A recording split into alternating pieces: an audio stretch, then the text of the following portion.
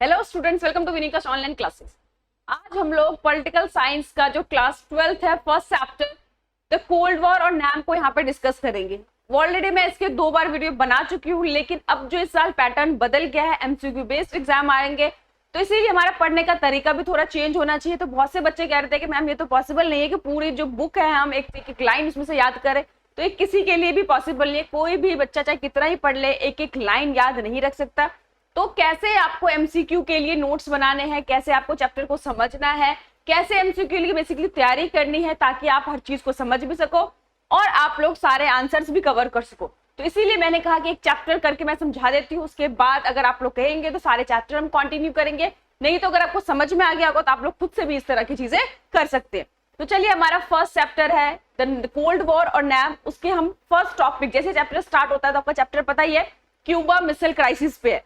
तो यहाँ पे देखिए, सबसे पहले कि कोई भी इवेंट होता है, कोई भी घटना घटती है तो उसका पर्टिकुलर डेट होता है। वो डेट आपको जरूर याद रखना है क्योंकि सबसे पहले उस डेट से ही रिलेटेड कोई क्वेश्चन आते हैं। तो सब क्यूबा मिसाइल क्राइसिस कब हुआ था, सब बच्चों को पता है। जिसने भी एक बार भी पॉलिटिकल साइंस का ही चैप्टर पढ़ा होगा सबको पता है कि 1962 वो दौर था कि जिस टाइम पे ऐसा लग रहा था कि एक तीसरा वर्ल्ड वॉर हो जाएगा, लेकिन वो पूरी तरह से संभल गया, ठहर गया और युद्ध नहीं हुआ। तो वो क्यूबा मिसाइल क्राइसिस था क्या, क्या कारण थे, किसके कारण था, कौन लोग इन्वॉल्व थे, आखिर समस्या क्या थी, तो ये सारी चीजें हम इसके अंदर पहले डिस्कस करेंगे। तो यहाँ पे लिखा हुआ है कि क्यूबा एक छोटा सा एक आइलैंड था जो बेसिकली अमेरिका के कोस्ट से लगा हुआ था। तो यहाँ पे प्रॉब्लम क्या है कि जो तन हम कह सकते हैं कि भैया अमेरिका से जुड़ा हुआ है, लेकिन जो मन था वो किससे के साथ था, उसका यूएसएसआर के साथ था। क्योंकि जो यूएसएसआर की जो आइडियोलॉजी थी, कम्युनलिज्म, सोशलिज्म, उसको वो फॉलो करता था। और जितने भी इकोनॉमिकली फाइनेंशियल एड होते थे, मदद होती थी, वो भी उसको कहां से मिल रहे थे, यूएसएसआर से उसको मिल रहे थे। तो अब आपको पता है कि अमीर ताकतवर देश, पावरफुल देश किसी को फाइनेंशियली मदद कर रहा है, उसको मिलिट्री हेल्प दे रहा है, हर तरह की सहायता दे रहा है, तो भैया बदले में वो कुछ ना कुछ तो लेगा। क्योंकि कोई भी देश, चाहे देश की क्या, कोई भी जो पर्सन है, फ्री में तो कोई किसी की मदद नहीं करता। तो यहाँ पे भी इतने सालों से यूएसएसआर क्यूबा को मदद कर रहा था। तो यहाँ पे उसने सोचा कि क्यों ना मैं यहाँ पे क्या करता हूँ, अपना मिलिट्री बेस बना लेता हूँ। क्योंकि जो यूएसएसआर है अमेरिका से काफी दूर था, हजारों किलोमीटर दूर है, तो वहां से उसको थोड़ी जानने में भी तकलीफ होती थी, क्या वो कर रहा है, उसकी स्ट्रेटेजी को समझना। तो उसने सोचा कि यहाँ से अगर मैं मिलिट्री बेस बना लेता हूँ तो अमेरिका जो डायरेक्ट जो न्यूक्लियर के एरिया में आ जाएगा और वहां से उसके लिए अटैक करना, उस पर स्पायर करना, उसकी स्ट्रेटेजी को समझना उसके लिए आसान होगा। और ये सोचकर उसने वहां पर जो क्यूबा को मिलिट्री बेस बनाने का उसने डिसाइड किया। तो यहाँ पे लिखा हुआ है Cuba was small island nation of the coast of the United Nation. तो मैं आपको बता चुकी हूँ कि क्यूबा जो था सोवियत यूनियन के ग्रुप में शामिल था। उसको डिप्लोमेटिकली, फाइनेंशियली मदद कहाँ से मिल रही थी, यूएसएसआर से मिल रही थी। तो याद रखना है कि जो उस टाइम पे जब क्यूबा मिसाइल क्राइसिस हुआ तो उस टाइम पे यूएसएसआर के जो लीडर थे, नेता थे, वो कौन थे, निकिता खुर्शचेव। क्वेश्चन पूछा जा सकता है 1 मार्क्स में, चाहे तो आप लोग मार्क कर लीजिए। पहला क्वेश्चन 1962 में क्यूबा मिसाइल हुआ, तो पूछा जा सकता है कि कब हुआ, तो 1962, ये आप डेट आप एक नोट बना के रख लीजिए। दूसरा क्वेश्चन कि यूएसएसआर के उस टाइम पे कौन से नेता थे जब क्यूबा मिसाइल क्राइसिस हुआ था, तो निकिता खुर्शचेव दूसरा क्वेश्चन बना। अब निकिता खुर्शचेव ने डिसाइड किया कि वहां पे क्यों ना क्यूबा में, जब मैं इतनी उसको मदद कर रहा हूँ, पैसों से मदद कर रहा हूँ, डिप्लोमेटिकली हेल्प कर रहा हूँ, अपनी आइडियोलॉजी को वो मेरे फॉलो कर रहा है, तो वहां पे उसने क्या सोचा, लिखा ना कि Soviet decide to convert Cuba into Russian base. अब 1962 में उसने क्या करा कि अपने जो मिसाइल थे वो उसने वहां पे क्यूबा भेजना स्टार्ट कर दिया। लेकिन 3 हफ्ते के बाद जब ये बात अमेरिका को पता चला, अब ये भी पूछा सकते कि उस टाइम पे अमेरिका के नेता कौन थे, अमेरिका के लीडर कौन थे, उनके प्रेसिडेंट कौन थे। तो यहाँ पे याद रखना है कौन थे, जॉन एफ कैनेडी। आप लोगों के लिए मैंने पिक्चर भी लगा दिया ताकि आप लोग, क्योंकि कहते हैं ना कई बच्चों की जो फोटोजेनिक मेमोरी होती है, पिक्चर से आप लोग को याद रहता है। तो यहाँ पे निकिता खुर्शचेव यूएसएसआर के नेता थे, जॉन एफ कैनेडी अमेरिका के प्रेसिडेंट थे, और भैया जिसके लिए लड़ाई हो रही थी, किसके लिए, क्यूबा के लिए, उसका नेता भी आपको पता होना चाहिए कि उस टाइम पर कौन नेता थे। उनका नाम है फिदेल कास्त्रो। तो ये 3 नेताओं के बारे में नाम पता होना चाहिए, कब हुआ था 1962 में ये पता होना चाहिए, और लड़ाई क्या, जड़ क्या था कि रशिया जो है, मतलब यूएसएसआर उस टाइम पे वो किस में कन्वर्ट करना चाहता था, क्यूबा को रशियन बेस में कन्वर्ट करना चाहता था। तो जब जॉन एफ कैनेडी को पता चला तो बहुत नाराज हो गए, क्योंकि कोई भी देश चाहेगा नहीं कि भैया उसके जो दुश्मन है, जो उसका कॉम्पिटिटर है, वो बगल में आ जाए और उसके ऊपर और नजर रख सके, उसकी स्ट्रेटेजी को समझ सके, तो इसीलिए उसने इसका मतलब काफी विरोध किया। लेकिन जो अमेरिका और जो उसके भी एडवाइजर थे, जो उसके सपोर्टर थे, वो ये भी नहीं चाहते थे कि फुल स्केल वॉर हो, क्योंकि उससे पहले 2 बार विश्व युद्ध हो चुके थे, 1914 में और 1939 में। तो फुल स्केल वॉर तो अमेरिका भी नहीं चाहता था, लेकिन वो ये भी नहीं देख सकता था कि रशिया जो है वो इस तरह मनमानी करे। रशिया जब मैं बोल रही हूँ उसका मतलब यूएसएसआर इस तरह की मनमानी करे और वो उसके बगल में आकर बैठ जाए। तो उसने भी अपना, कहता ना कि किसी को अगर आपको डराना हो तो जरूर नहीं कि उसको लड़के ही डराया जाए, एक बार अपनी पावर दिखाना भी जरूरी होता है। तो उसने भी अपने जो जंग के बेरे थे उसने भी आगे कर दिया कि भाई अगर तू आगे इस तरह बात नहीं मानेगा, पीछे नहीं हटेगा, तो मैं भी युद्ध करने के लिए तैयार हूँ। बट अंदर से वो भी नहीं चाहता था। और निकिता क्रुश्चेव जो थे उनको भी पता था इस टाइम पर फुल स्केल वॉर हो गया, पूरी जो इकोनॉमी है तहस नहस हो जाएगी। इसमें जो वॉर होगा वो केवल 2 देशों के बीच में नहीं होगा, थर्ड वर्ल्ड वॉर जैसा हो जाएगा। इसीलिए दोनों नेताओं ने बहुत ज्यादा समझदारी का डिसीजन लिया और अपना अपना जो भी स्टेप उन्होंने पीछे हटा लिया। इस तरह से जो पूरा विश्व उन्होंने राहत की सांस ली और क्यूबा मिसाइल संकट एक तरह से जो था वो खत्म हो गया। तो वही लिखा हुआ है कि यूएस प्रेसिडेंट कौन थे, जॉन एफ कैनेडी जो आपको दिख रहे हैं राइट हैंड साइड पे। यूएसएसआर के नेता कौन थे, लेफ्ट हैंड साइड पे दिख रहे हैं आपको निकिता क्रुश्चेव। और बीच में कौन है, फिदेल कास्ट्रो जो क्यूबा को रिप्रेजेंट कर रहे हैं। कि बीच में क्यों है, क्योंकि दोनों जो लड़ रहे थे वो इसी चीज के लड़ रहे थे, क्यूबा के लिए लड़ रहे थे। वो क्यूबा में मिसाइल तैनात करना चाहते थे, अपना मिलिट्री बेस बनाना चाहते थे। अमेरिका बिल्कुल नहीं चाहता था क्योंकि उसके बगल में पड़ता था। तो ये जो इन दोनों के बीच में, सुपर पावर के बीच में जो क्लैशेस हुए, इसी क्लैश को, इसी तनाव को, इसी संकट को क्या कहा गया, क्यूबन मिसाइल क्राइसिस के नाम से जाना जाता है।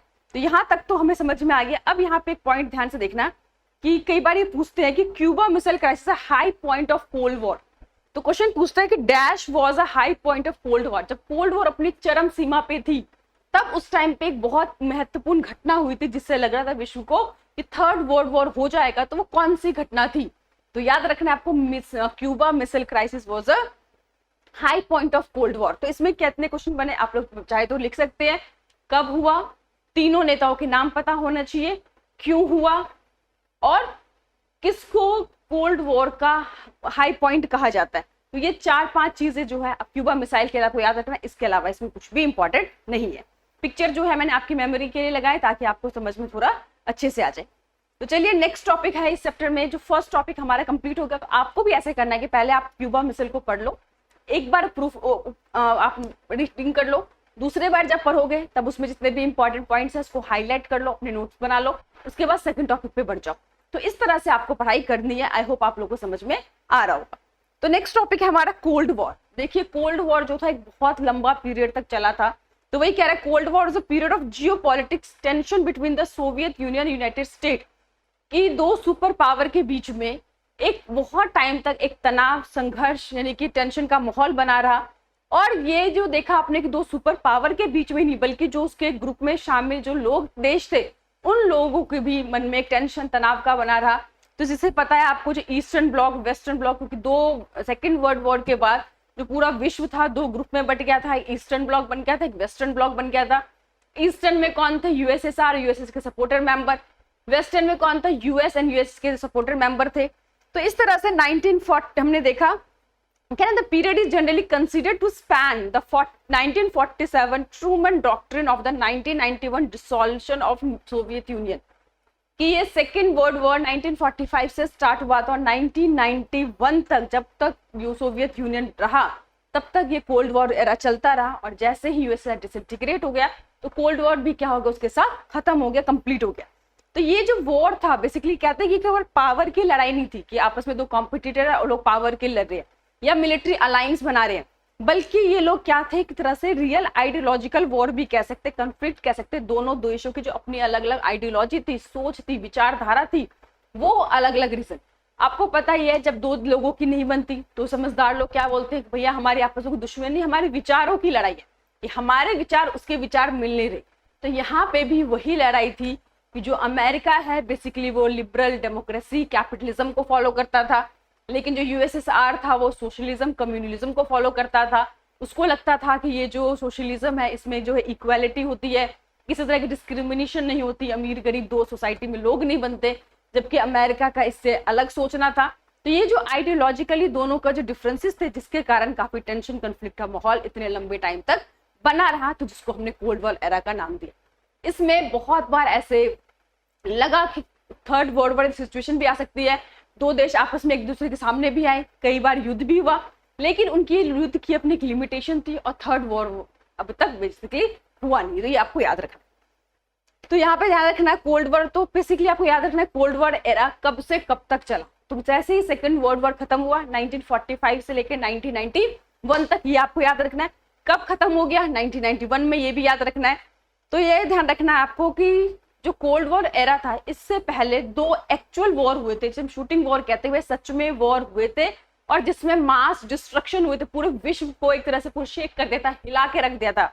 तो ये याद रखना आपको, पहले कब हुआ था फर्स्ट वर्ल्ड वॉर, याद रखना है आपको कि 1914 में हुआ था और 1918 में खत्म हुआ था, यानी कि 14 से 18 4 साल तक वॉर चला था, जिसमें पूरे विश्व के लोग इन्वॉल्व थे, पूरा विश्व इसमें शामिल था और ये बहुत बड़े लेवल पे नुकसान हुआ।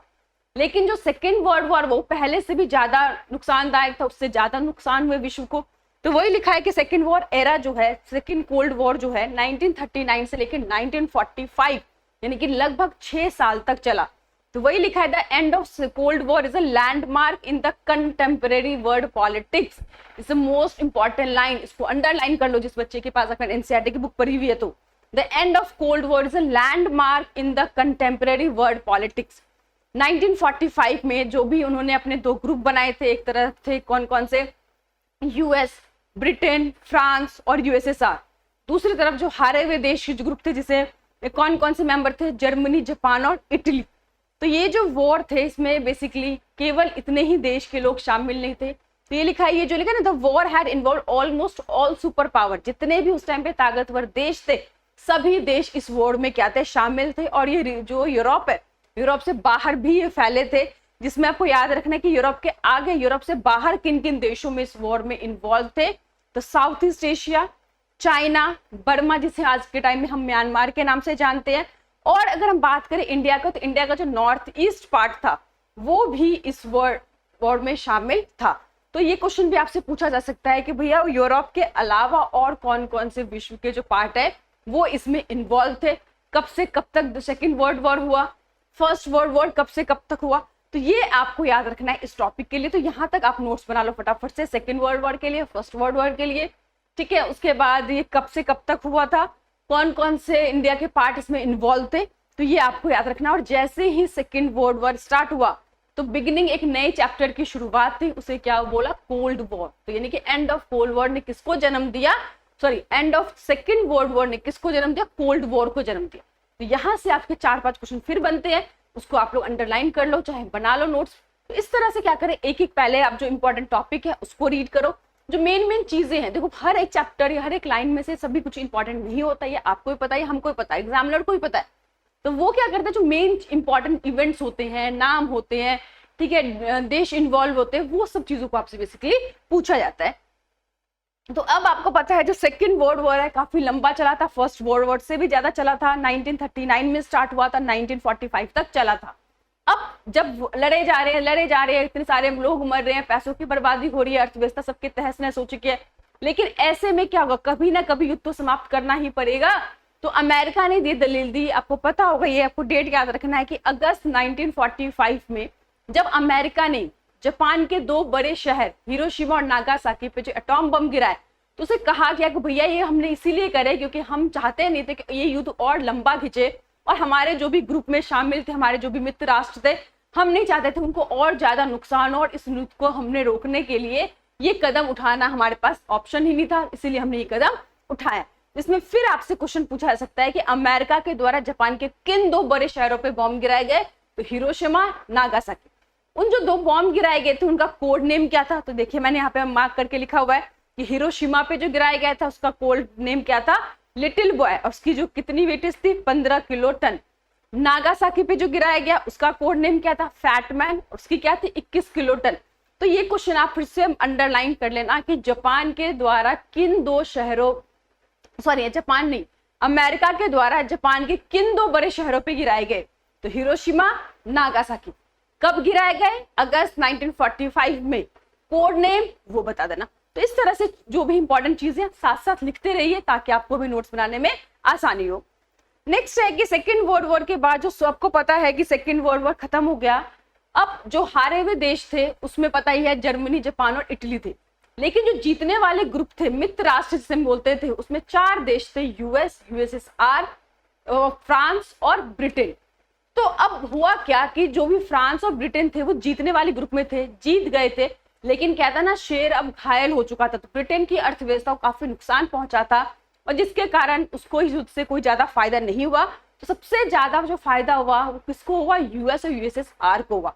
वो एक दो सुपर महाशक्ति के रूप में उभर कर आए, सुपर पावर बनकर उभरे, और जिसके कारण पूरे वो इतने ताकतवर बन गए कि पूरे वर्ल्ड में वो किसी भी इवेंट को प्रभावित कर सकते थे। तो वही लिखा हुआ है कि after second world war the Soviet Union and US become the greatest power in the world with the ability to influence event anywhere in the world, कि पूरे विश्व में कहीं पर भी किसी भी घटना को प्रभावित कर सकते क्योंकि वो इतने ताकतवर बनकर उभरे थे।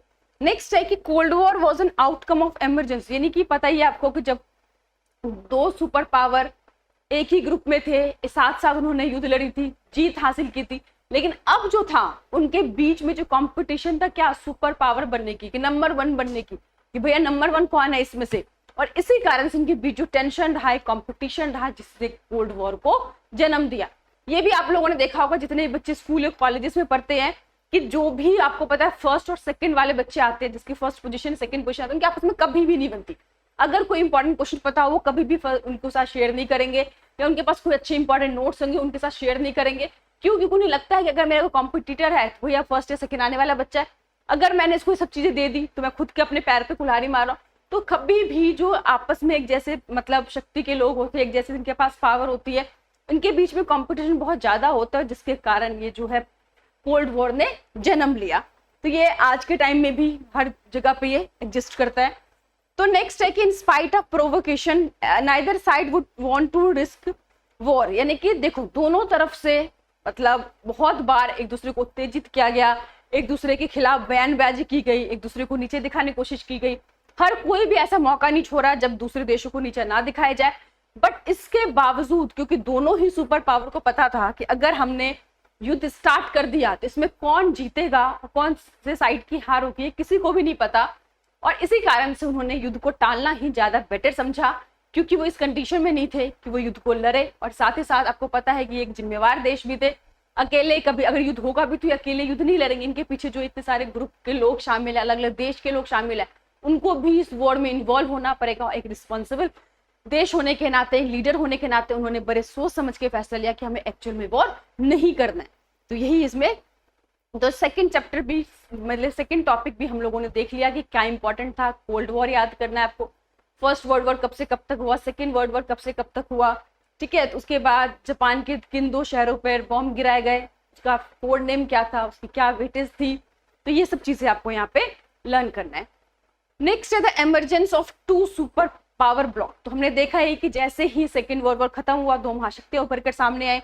ये दोनों जो फ्लैग लगा रखा है, एक अमेरिका को दिखा रहा है, एक सोवियत यूनियन यानी कि यूएसएसआर को इंडिकेट कर रहा है कि अब हुआ क्या कि जो सुपर पावर, हर सुपर पावर अपने जो भी पावर को एक्सपेंड करना चाहते थे, बढ़ाना चाहते थे, और कौन ज्यादा पावरफुल होगा कैसे पता चलेगा, ये किसकी आइडियोलॉजी बेटर है कैसे पता चलेगा, कि जिस भी ग्रुप में ज्यादा लोग शामिल होंगे, जिस ग्रुप को ज्यादा सपोर्ट मिलेगा। सीधी सी बात है, हम किसी को भी बोलते हैं ना कि जैसे कि देश में इलेक्शन होते हैं, किसकी सरकार बनती है, ये हम कहते हैं ना कि रूलिंग पार्टी कौन बनता है, जिसको सबसे ज्यादा जनता का सपोर्ट मिलता है, यानी कि जनता उस पर ट्रस्ट करती है, उस पर भरोसा करती है, इसीलिए पावर उसी को मिलता है। हाँ है कि ना, वो अच्छा है बुरा है, उसकी आइडियोलॉजी सही है, उसके मैनिफेस्टो अच्छे हैं, ये सब कोई मायने नहीं करता। उसी तरह से यहाँ पे भी सुपर पावर की लड़ाई क्या थी, भैया किसको ज्यादा देश सपोर्ट करे, किसके ग्रुप में ज्यादा देश शामिल है, तो ऑटोमेटिकली जिसके ग्रुप में ज्यादा देश शामिल होंगे, ज्यादा लोग उसमें मेंबर होंगे, तो वो अपने आप उसकी आइडियोलॉजी सुपर हो जाएगी। तो इसी कारण से सारे ही जो देशों को वो अपने साथ इन्वॉल्व करना चाहते थे, अपने जो भी एरिया था उसको बढ़ाना चाहते थे, और जिसके कारण क्या हुआ कि पूरा जो वर्ल्ड था वो 2 ग्रुप में डिवाइडेड हो गया। और यहाँ से फिर से मार्क कर लो, this division happened first in Europe. ये डिवीजन बेसिकली स्टार्ट कहाँ से हुआ, तो क्वेश्चन पूछा जा सकता है कि ठीक है कि वर्ल्ड तो 2 भागों में डिवाइड हो गया, हमको पता है कि यूएस का ग्रुप बन गया, एक यूएसएसआर का ग्रुप बन गया। जैसे क्लास में लड़ाई होती है ना, तो वो बच्चे कहते हैं ठीक है अपना अपना ग्रुप बना लेते हैं कि भैया जो मुझे सपोर्ट करता है मेरे ग्रुप में आ जाए, दूसरे ग्रुप। तो इस तरह से वहां पे भी लड़ाई झगड़े स्टार्ट हो गए एक तरह से देखा जाए। तो अब हुआ क्या कि ये जो डिवीजन है वो पहले कहाँ से स्टार्ट हुआ, देखते देखते पूरे विश्व में डिवाइड हो गया लेकिन सबसे पहले डिवीजन कहाँ पे स्टार्ट हुआ, तो मार्क कर लो या कहीं पे लिख लो, यूरोप में स्टार्ट हुआ। और हुआ क्या, यूरोप दो भागों में बट गया। वेस्टर्न यूरोप जो थे वो यूएस को ज्वाइन कर लिया उन्होंने, और जो ईस्टर्न यूरोप थे उसने यूएसएसआर को ज्वाइन कर लिया। तो इस तरह से उन्होंने कहा कि ईस्टर्न अलायंसेस और वेस्टर्न अलायंसेस, जो वेस्टर्न अलायंसेस थे उसमें अमेरिका और जो भी वेस्टर्न यूरोप के देश थे, यूएसएसआर और ईस्टर्न यूरोप के देश थे, उन्होंने क्या बनाया, ईस्टर्न अलायंस बनाया। तो इस तरह से पूरा जो विश्व है वो दो ग्रुप में शामिल हो गया। नेक्स्ट है यहाँ पे कि वो अब धीरे धीरे उन्होंने मिलिट्री अलायंस बनाने स्टार्ट किए, यानी कि अपने आप को और ज्यादा पावरफुल दिखाने के लिए, एक स्टेप और आगे आने के लिए कि कह रहे हैं उन्होंने अपने क्या है मिलिट्री अलायंसेस बनाए। तो यहाँ पे लिखा है द वेस्टर्न अलायंसेस का लेड कौन कर रहा था, कौन नेतृत्व कर रहा था, यूएस। जब भी वेस्टर्न की बात आए तो यूएस और ईस्टर्न की बात आए तो यूएसएसआर। तो उन्होंने अपने एक मिलिट्री अलायंस बनाई थी, याद रखना कब बनाई थी, 1949 में। इस चीज को अंडरलाइन करते जाना, आप लोगों को दिख रहा होगा आई होप स्क्रीन की 1949 हाईलाइट कर लो, कहीं इंपॉर्टेंट चीजों को लिख लो। कौन सा मिलिट्री अलायंस बनाया था, नाटो। नाटो का फुल फॉर्म क्या है, नॉर्थ अटलांटिक ट्रीटी ऑर्गेनाइजेशन। अब भैया अमेरिका अपनी ग्रुप बनाएगा मिलिट्री अलायंस, तो क्या यूएसएसआर चुप रहेगा, कभी नहीं। जब कंपटीशन होती है तो अगर एक कोई भी एक्शन लेगा दूसरा उसका रिएक्शन जरूर दिखाएगा। तो उसने भी क्या करा कि अपने ईस्टर्न अलायंस को मिलाकर एक नया ग्रुप बनाया जो कि नाटो को बेसिकली मतलब काउंटर करना था, उसको कंपटीशन में रखने के लिए, अपने आप को सेफ करने के लिए उसने उसके जवाब में क्या बनाया, वार्सा पैक्ट बनाया। तो वार्सा पैक्ट कब बना, 1955 में। और लिखा ना कि मेन प्रिंसिपल क्या था, सिद्धांत क्या था, was to counter NATO's force. क्योंकि नाटो के ग्रुप में अमेरिका और जितने भी वेस्टर्न देश थे, 12 देश थे उसके अंदर, उन्होंने कहा था कि अगर हम पे कोई भी एक देश अटैक करेगा तो वो अटैक उस देश पे नहीं माना जाएगा बल्कि पूरे नाटो के जो ग्रुप है उन पे माना जाएगा, और पूरे ग्रुप के देश मिलकर इसके साथ क्या करेंगे, उसका जवाब देंगे। तो एक तरह से यूनिटी दिखाने की कोशिश कर रहे थे, अपनी शक्ति को दिखाने की कोशिश कर रहे थे। तो एक पहले उन्होंने मिलिट्री अलायंस बनाए। अब है कि यहाँ पे ध्यान रखना कि Europe become the main arena of conflict between the super power. ये जो यूरोप था ये एक तरह से अखाड़ा बन गया था कि यूरोप में ही सबसे ज्यादा डिवीजन हुए, लड़ाई झगड़े हुए, आपस में ग्रुपबाजी जो है यूरोप के अंदर हुई। और कई बार तो ये देखा गया कि ये जो सुपर पावर थे, कई बार लिखा हुआ ना, use the military power to bring countries into the respective alliance, यानी कि अपने शक्ति का प्रयोग भी करते थे अपने अलायंसेस को रखने के लिए। फॉर एग्जांपल जैसे सोवियत यूनियन ने क्या था ईस्टर्न यूरोप के अंदर, ठीक है। उसके बाद अमेरिका ने जो धीरे धीरे लिखा है कि ईस्ट साउथ एशिया में, जो भी वेस्ट एशिया के अंदर अमेरिका ने अपने जो अलायंसेस सिस्टम बनाना स्टार्ट किया।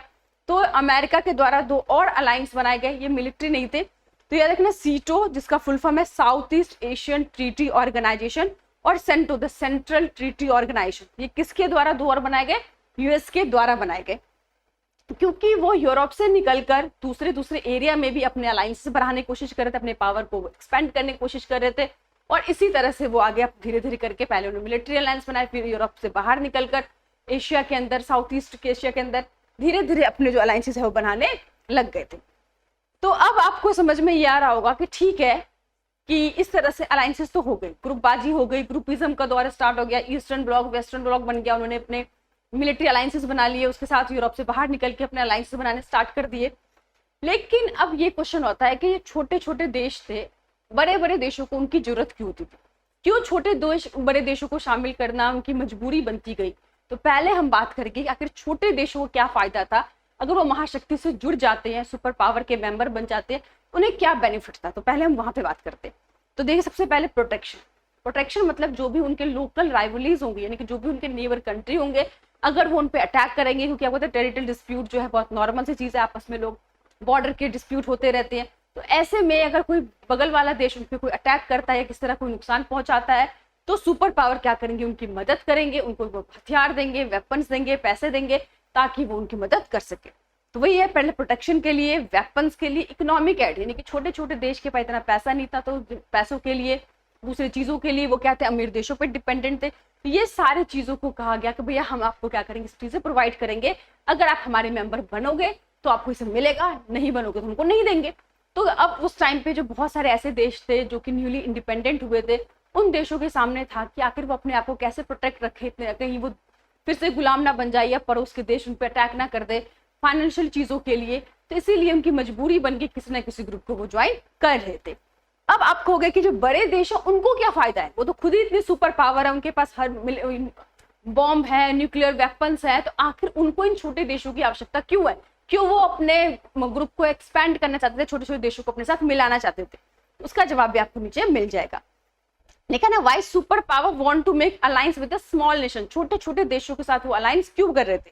तो पहला है रिसोर्सेज, क्योंकि आपको पता है चाहे कोई भी सुपर पावर से बड़े देश क्यों ना हो, सारे रिसोर्सेज उनके देश में अवेलेबल नहीं होती है। तो रिसोर्सेज के लिए, जैसे ऑयल हो गया, मिनरल्स हो गए, उन सब चीजों के लिए वो दूसरे देशों पर डिपेंड होने के लिए, उनसे लेने के लिए वो अपने ग्रुप में उन देशों को शामिल करना चाहते थे, ताकि उनके रिसोर्सेज को, चाहे वो नेचुरल रिसोर्सेज चाहे मिनरल रिसोर्सेज, वो अपने देश के डेवलपमेंट के लिए उसको यूज कर सके। दूसरा टेरिटरी के लिए, जहां पर वो क्या कर सके, अपने वेपन्स को, जैसे आपने देखा कि क्यूबा को यूएसएसआर मदद करता था, तो वहां पे मिलिट्री बेस बनाने की उसने सोची।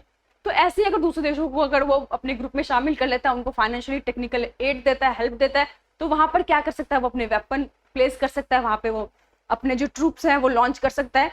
तीसरा लोकेशन के लिए, कि भैया वहां पर क्या कर सकते हैं, वो स्पाई कर सकते हैं, ताकि दूसरे देश की क्या स्ट्रेटेजी है, हर चीजों पर नजर रखी जा सकती है। क्योंकि अब दूर बैठ के किसी के बारे में जानना आपके लिए मुश्किल होगा। मान लीजिए आपके कोई पड़ोस में, आपके घर में कुछ भी हो रहा है, तो आपके रिश्तेदारों को पता नहीं होता कि आपके घर में क्या चल रहा है, क्योंकि वो बहुत दूर आपसे बैठे होते हैं, वो आपके करीब है, रिश्ते में आपसे लगते हैं, सुख दुख में आपकी मदद करते हैं, बट आपके घर में क्या चल रहा है, आपके घर का क्या माहौल है, वो उनको रोज के पता नहीं चलता।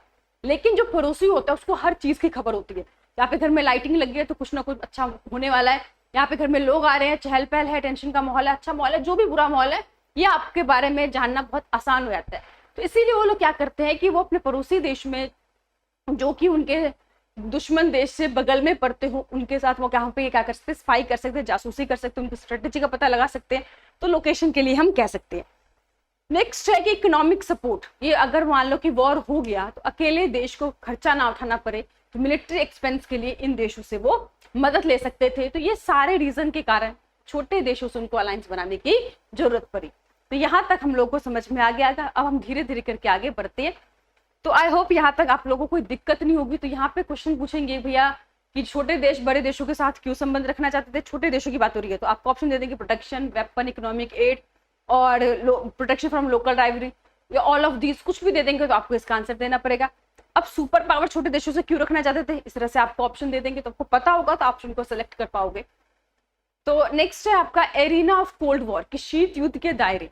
देखिए ऐसा नहीं है कि कोल्ड वॉर के दौरान एक्चुअल में वॉर नहीं हुआ, या किसी तरह कोई डिस्ट्रक्शन नहीं हुआ, इकोनॉमिकली लॉस नहीं हुआ, जनमाल की हानि नहीं हुई, उस टाइम पे भी हुआ, लेकिन उसके अपने एक लिमिट थी, दायरा सीमित था, इस दायरे से बाहर नहीं गया, वर्ल्ड वॉर जैसे चीजें नहीं हुई। तो यहाँ पे हम उसको डिस्कस करेंगे जिसे हमने कहा शीत युद्ध के दायरे, कि युद्ध का अपना एक लिमिटेशन था, उसके बियॉन्ड युद्ध नहीं हुआ। तो यहाँ पे cold war also led to the बहुत सारे शूटिंग, यानी कि एक्चुअल में वॉर हुए, लेकिन कह रहा है ना कभी भी ऐसे सिचुएशन नहीं बनी, वर्ल्ड वॉर जैसी सिचुएशन नहीं बनी, इतना बड़ा नुकसान नहीं हुआ। Can two super poised for the direct confrontation, एक दूसरे के आमने सामने कई बार हुआ है। एग्जाम्पल दे रखा है कोरिया 50 से लेकर 53 के बीच में, बर्लिन 1958 से लेकर 1962 के बीच में, कॉन्गो में। तो क्या सर्वल बहुत सारे ऐसे अदर जगह पे देखा गया। लेकिन when we talk about the arena of cold war, therefore कि क्राइसिस एंड वॉर अकर्ड, लड़ाई भी हुए, क्राइसिस भी हुए, या होने की पॉसिबिलिटी थी, बट उनकी अपनी एक लिमिट थी, दायरा था, उसी दायरे के अंदर सिमट कर वो रह गया। जैसे कि आपने देखा middle east crisis, Afghanistan war में भी दो सुपर पावर थे, आमने सामने आ गए थे, 10 सालों तक वॉर हुआ, काफी नुकसान भी हुआ, पैसों की बर्बादी भी हुई, लेकिन थर्ड वॉर जैसे सिचुएशन नहीं हुए।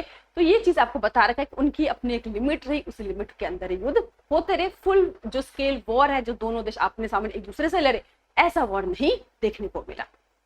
चलिए अब सिचुएशन थोड़ी और कॉम्प्लिकेटेड होती गई। अब दोनों ही देश एक दूसरे को हमेशा शक की नजर से देखते थे। एक कोई हथियार बनाता, जवाब में उसके 10 बनाता, एक और कोई नया हथियार बना, दूसरा देश फिर उसके जवाब बनाता। इस तरह से एक तरह हम कह सकते हैं कि एक तरह से कंपटीशन हो गया था वेपन के, हथियारों का। तो अब दोनों देशों ने डिसाइड किया कि इस तरह से हम दूसरे को शक की नजरों से देखते रहेंगे और हम एक दूसरे पे मतलब मिसअंडरस्टैंडिंग क्रिएट करते रहेंगे। क्योंकि कभी मतलब कुछ टाइम ऐसा भी आया था जब दो सुपर पावर के बीच में जो डिप्लोमेटिक कम्युनिकेशन थी, बातचीत थी, वो भी खत्म हो गई थी। और आपको पता है जब बातचीत दो लोगों के बीच में, दो देशों के बीच में खत्म हो जाती है तो एक मिसअंडरस्टैंडिंग क्रिएट होती है। हम क्या होते हैं, चीजों को समझ नहीं पाते क्योंकि हमारी बातचीत नहीं हो पा रही, और हम सही चीजों को भी गलत नजरिए से देखने लग जाते हैं। और ऐसे में क्या होता है, ये मिसअंडरस्टैंडिंग कई बार इतनी ज्यादा बढ़ जाती है कि वॉर का नाम ले लेती है। तो अब दोनों सुपर पावर ने इस तरह से डिसाइड किया कि आखिर हम दोनों ही सुपर पावर हैं, हम दोनों ही परमाणु शक्तिशाली देश हैं, हम दोनों के पास ये सारी चीजें हैं, लेकिन कुछ ऐसे अगर मिसहैपनिंग हो गई, कुछ मिसअंडरस्टैंडिंग हो गई, तो उसके लिए हम लोगों को अभी बैठ के क्या करना पड़ेगा, कुछ एग्रीमेंट को साइन करना पड़ेगा। तो अब यहाँ पे हम बात करेंगे वो कौन से एग्रीमेंट साइन किए गए सुपर पावर के द्वारा। तो यहाँ पे लिखा है आर्म्स कंट्रोल ट्रीटी की टू साइड अंडरस्टूड दैट कि war might occur in spite of restraint. वो लोग आपस में बहुत कोशिश कर रहे थे कि युद्ध ना हो, फुल स्केल वॉर ना हो, चाहे क्यूबा में हो, चाहे किसी भी अफगानिस्तान में हो, एक दूसरे के सामने आए थे, बट वॉर को उन्होंने एक्चुअल में होने नहीं दिया। तो यहाँ पे लिखा है कि either side might miscalculate the number of weapon the position of the other side, कि भैया दूसरे देश के पास कितने वेपन्स है हम उसको कैलकुलेट ना कर पाए और हमें लगे कि वो बहुत ज्यादा हथियारों हो गई, उसने स्टोर नहीं कर लिया हो, इस कंपटीशन में कभी हमारे बीच में मिसअंडरस्टैंडिंग ना हो जाए। ठीक है, अब यहाँ पे लिखा है कि व्हाट विल इफ कॉज, अगर मान लो कोई न्यूक्लियर एक्सीडेंट हो गया तो हम उसको कैसे देखेंगे। कह रहा what would happen if someone fired of a nuclear weapon by mistake, अगर गलती से मान लो किसी का मतलब कोई घटना घट गई तो उसकी रिस्पॉन्सिबिलिटी कौन लेगा, कैसे उसको हम प्रॉब्लम को सॉल्व करेंगे। इसीलिए दोनों ही देशों ने डिसाइड किया कि हम लोग क्या करते हैं कि अपने कुछ आर्म कंट्रोल करने के लिए 1960s में उन्होंने बहुत सारे जो एग्रीमेंट साइन किए दो देशों के द्वारा। तो वो कौन कौन से जो एग्रीमेंट है वो आपको याद रखना है। तो यहाँ तक सिर्फ समझने की चीज है। अब इस एग्रीमेंट कौन कौन से बने, 3 बने ये याद रखना है, और कौन कौन से बने उसको याद रखना है, कब कब बने वो याद रखना है। तो अब है लिमिटेड टेस्ट बैन ट्रीटी। यहाँ पे ध्यान रखना है कि banned nuclear weapon test in atmosphere, outer space and under water. यहाँ पर इन जगहों पर न्यूक्लियर टेस्ट को पूरी तरह से बैन कर दिया गया कि यहाँ पे न्यूक्लियर टेस्ट नहीं किया जाएगा। और किन के द्वारा साइन किया गया, उस टाइम पे जो सुपर पावर थे यूएस, यूके और यूएसएसआर। ध्यान रखना ये सारे कैसे याद रहेंगे कि एक ही ग्रुप में जो शामिल थे, तो उसमें फ्रांस नहीं था। 4 देशों में से कौन कौन था, यूएस, यूके और यूएसएसआर।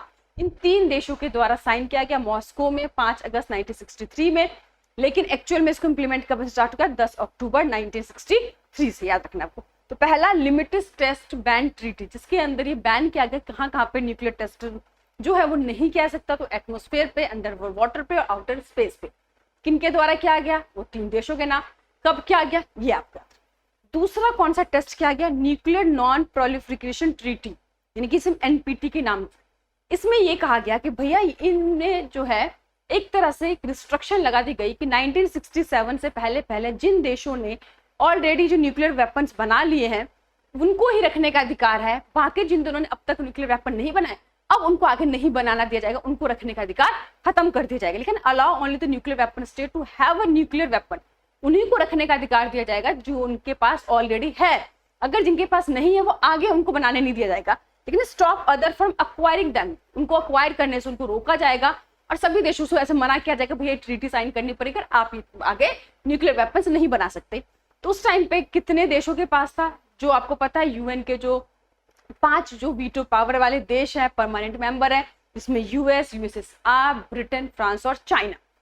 पंडित जवाहरलाल नेहरू को ये जो पॉलिसी थी, ये जो मतलब एक तरह से नीति थी, बहुत ज्यादा डिस्क्रिमिनेट लगी। जिन्होंने बना लिया वो तो रख सकते हैं, लेकिन बाकी हम देशों का क्या, क्योंकि आपको पता है कि चाइना से हमें बहुत शुरू से बहुत खतरा रहा है। 1962 में हम पे वो अटैक भी कर चुका था।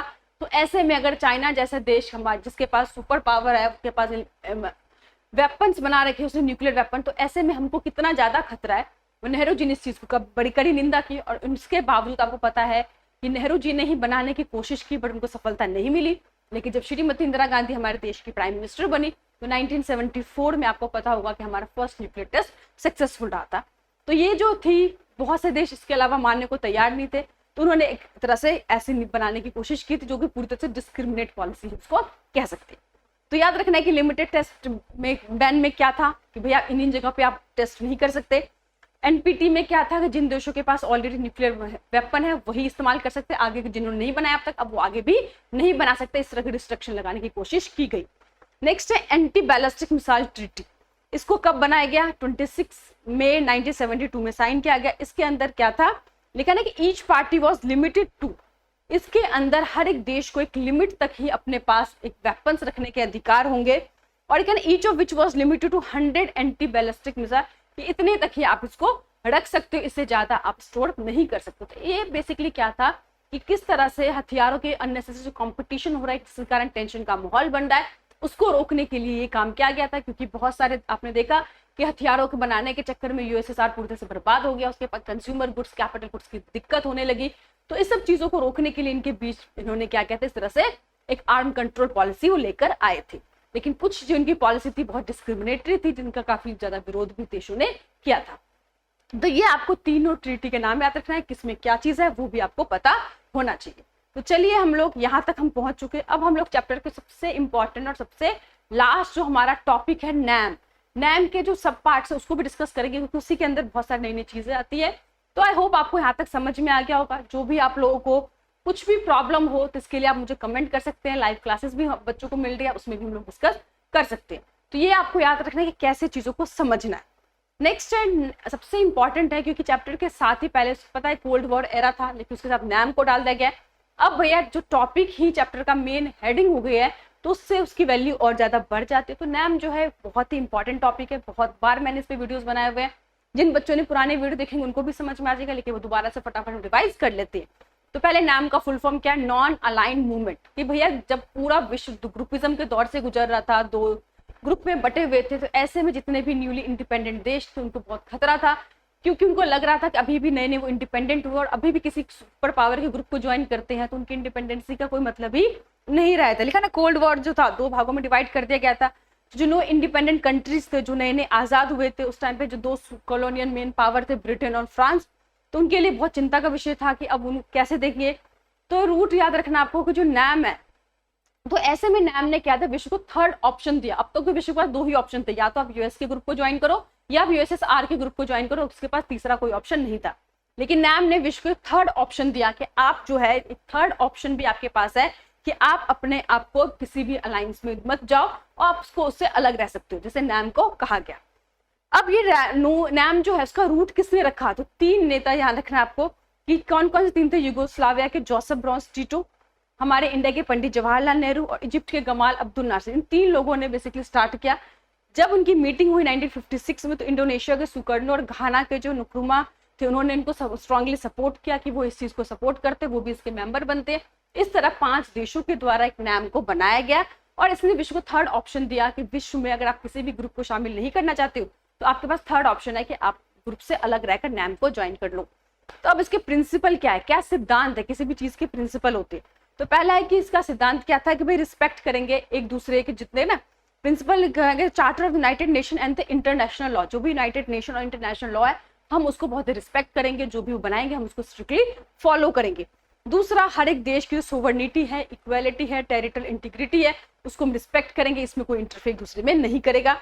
Peaceful settlement all international conflict, अगर जो भी इंटरनेशनल कन्फ्लिक्ट होंगे जो यूएन के चार्टर के अकॉर्डिंग जो रूल्स होंगे उसके हिसाब से हम इसको सॉल्व करेंगे। और साथ ही साथ किसी भी इंटरनल अफेयर में हम एक दूसरे के देश में हस्तक्षेप नहीं करेंगे, उस देश की जो अपनी सीमा है, एक जो उनकी अपनी प्राइवेसी है उसको हम रिस्पेक्ट करेंगे।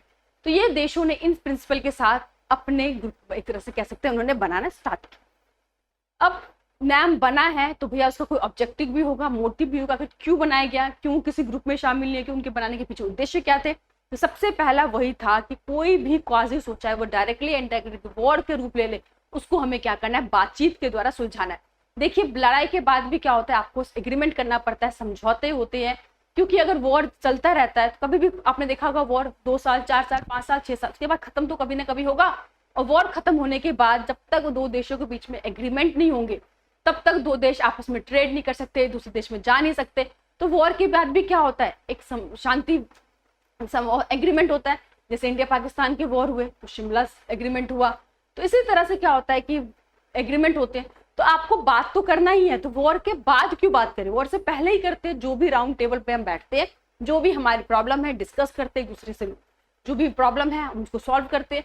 तो उन्होंने कहा कोई भी कारण हो उसको हमें क्या करना है, खत्म करना है, जो डायरेक्टली इनडायरेक्टली वॉर के कारण, यानी किसी भी कंडीशन हमको वॉर पे नहीं जाना है, इससे हमको पूरी कोशिश करना है अपने को बचाने की।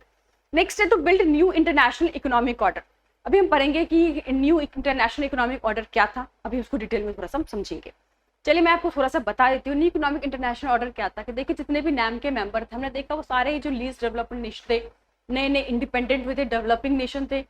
तो उन्होंने देखा गया कि अगर जब तक आप गरीब रहोगे आपकी बात कोई भी नहीं सुनेगा। अगर आपको अपनी बातों को वजन बढ़ाना है, वेटेज बढ़ाना है, अपना दबदबा बढ़ाना है, सबसे पहले आपको इकोनॉमिकली इंडिपेंडेंट होना पड़ेगा। यानी कि आप अमीर होगे, शक्तिशाली होगे, तो आपकी बात को लोग मानेंगे, आपकी बात लोग सुनेंगे। सबसे पहले देश क्या चाहते थे, अपने आप को इकोनॉमिकली स्ट्रांग बनाना, और इसके लिए आपको पता होगा कि न्यू इंटरनेशनल इकोनॉमिक ऑर्डर बना था, जिसमें कई सारी चीजों को शामिल किया गया था कि जो भी हमारे इंटरनेशनल ट्रेड होते हैं उसके अंदर जो भी डेवलपिंग देश है उनके रिसोर्सेज का उन पे कंट्रोल होगा, चाहे सुपर पावर उसको यूज कर रहा हो बट उनका जो ओनरशिप है उनके पास ही रहेंगी। जितने भी वेस्टर्न देश है उसका जो मार्केट है इन देशों के लिए भी खुल जाएगा, ठीक है। तो ये सारी चीजें इसके अंदर डिसाइड किया गया, तो उसी को न्यू इंटरनेशनल इकोनॉमिक ऑर्डर कहा गया। नेक्स्ट है प्रोटेक्शन ह्यूमन राइट। आपको पता है हर एक मानव होने के नाते इंसान को कुछ अधिकार दी जाते हैं, उन अधिकारों को हर एक देश मानव के लिए क्या करे, रिस्पेक्ट करेगा, उसको फॉलो करेगा, ये उन्होंने डिसाइड किया था। साइंटिफिक कल्चर डेवलपमेंट की बात की गई थी, आपस में जो मेन शांति है उसको और ज्यादा मजबूत बनाया जाएगा, और ये जो लोग बड़े बड़े मात्रा में हथियारों की जो कंपटीशन चल रही है उसको किसी भी कंडीशन में क्या था, रोकना काम था। तो ये ऑब्जेक्टिव के साथ नैम को बनाया गया था। तो यहाँ पे मैंने फोटो भी लगा दिया। फाउंडर ऑफ नैम कौन कौन थे, यूगोस्लाविया के जोसेफ ब्रोज टीटो, इंडिया के पंडित जवाहरलाल नेहरू जिनको आप जानते होंगे, आपको फोटो दिख रही है, इजिप्ट के थे गमाल अब्दुल नासिर, इंडोनेशिया के सुकर्नो, घाना के जो थे वामे नुक्रुमा। तो 1991 में जब यूएसएसआर डिसइंटीग्रेट हो गया, कोल्ड वॉर एरा खत्म हो गया, तो बहुत से देशों ने कहा कि अब नैम की जरूरत भी नहीं है, क्योंकि अब तो ऑलरेडी क्या हो गया, जो ग्रुपिज्म खत्म हो चुका है, सारे देश आजाद हो चुके हैं, अब अपनी अपनी सोवर्निटी, अपने अपने जो भी उनकी इंडिपेंडेंस है वो किसी तरह कोई खतरा नहीं है उनको। तो ऐसे में जो इजिप्ट के जो नेता थे, याद रखना आपको कौन से थे, गमाल अब्दुल नासिर, उन्होंने कहा कि अब तो नैम को भी खत्म कर देना चाहिए क्योंकि अब नैम की कोई जरूरत नहीं है। बट कुछ लोगों ने कहा कि ऐसा नहीं है, नैम को हम एक तरह से कर सकते हैं कि हम जैसे हमारे देश में पॉलिटिकल एक पार्टी होती है प्रेशर ग्रुप, पता है ना, कि जो इलेक्शन तो नहीं लड़ती लेकिन सरकार पे प्रेशर बनाती है, तो उन्होंने कहा जो नैम है एक तरह से प्रेशर ग्रुप के रूप में काम कर सकता है। और कई बार नैम ने जो भी इंटरनेशनल इश्यूज थे, मतलब दो देशों के बीच में एज अ मीडिएटर भी उन्होंने काम किया, और जो भी वॉर जैसे सिचुएशन बना उसको आपस में सॉल्व करने की कोशिश की। स्पेशली पंडित जवाहरलाल नेहरू ने बहुत बार उन्होंने मीडिएटर के रूप में देश में शांति बहाल करने की कोशिश की। तो ये सारी चीजें जो है, तो अब है कि प्रॉब्लम ऑफ नैम, कि नैम की खुद की क्या दिक्कत थी। सबसे पहले दिक्कत यही थी कि इसमें जितने भी लीस्ट डेवलप्ड देश थे, जो नए नए आजाद हुए थे, एशिया के, अफ्रीका के, वो सारे देश में शामिल थे। और आपको पता है किसी भी ग्रुप में अगर सुपर पावर ना हो, शक्तिशाली देश ना हो, जो इकोनॉमिकली डेवलप इंडिपेंडेंट ना हो, तो उस देश की या उस ऑर्गेनाइजेशन की कोई ज्यादा वैल्यू नहीं रहती है।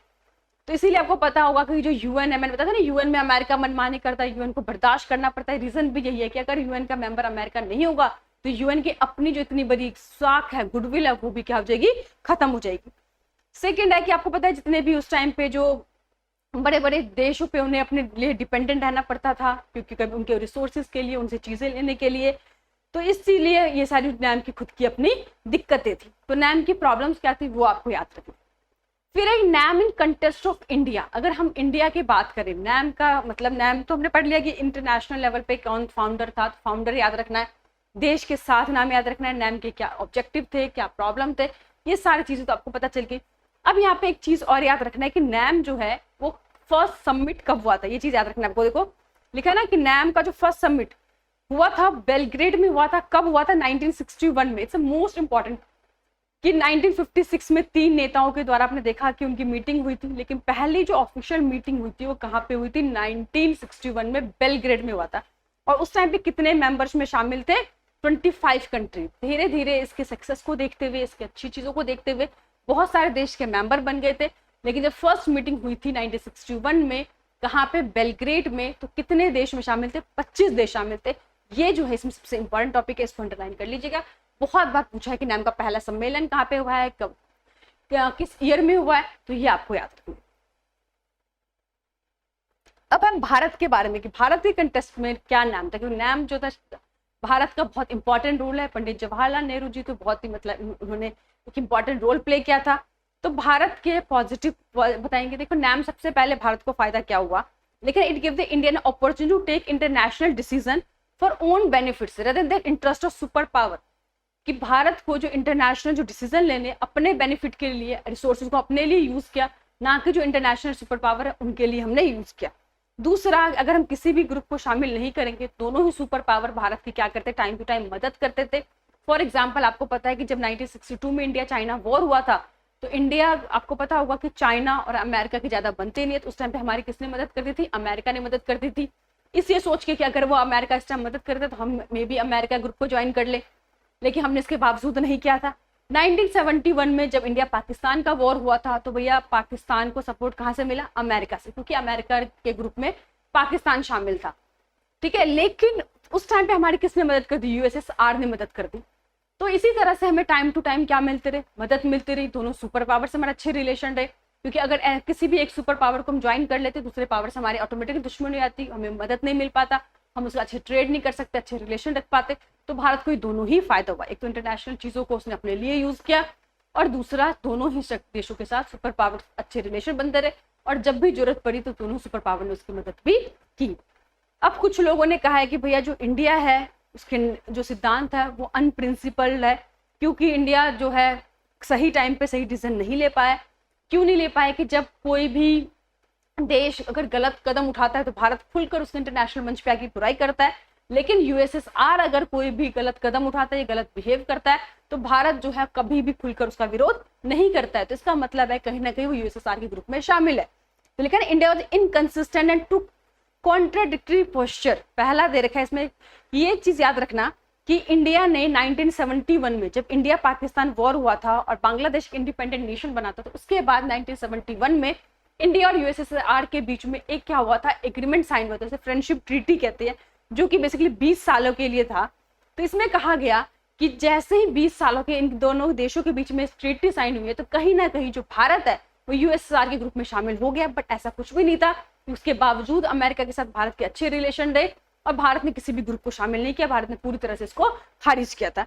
लेकिन यूएस के साथ उसके रिलेशन तब भी बहुत ही अच्छे नॉर्मल थे। तो ये सारे हमारे नैम के बारे में है। लेकिन नैम के बारे में दो चीजें और कही गई, जो कि हमारा लास्ट टॉपिक है कि नैम क्या आइसोलेशन और न्यूट्रलिटी की प्रिंसिपल है।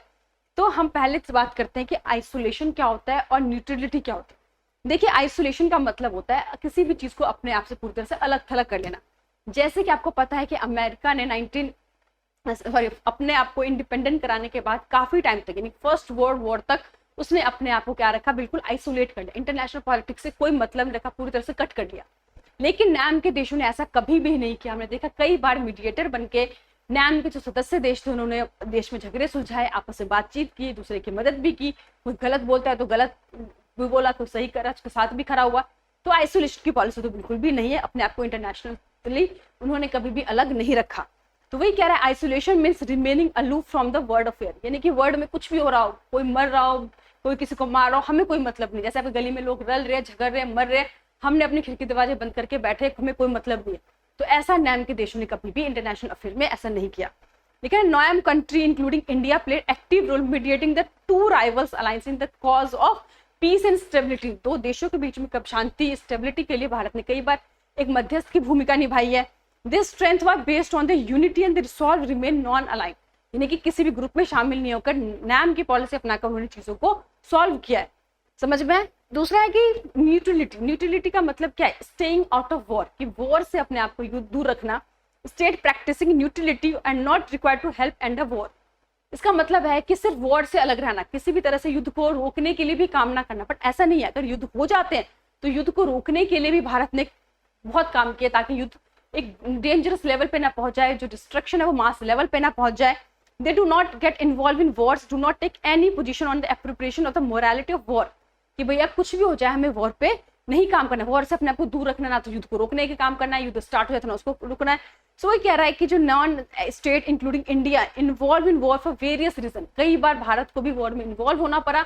अगर कोई देश गलत कर रहा है और सही देशों के साथ हमें खड़ा होना है, लड़ना है, ठीक है। तो ऐसा नहीं है कि हमें युद्ध से अलग ही रहना है या युद्ध को रोकने की कोशिश नहीं करता है।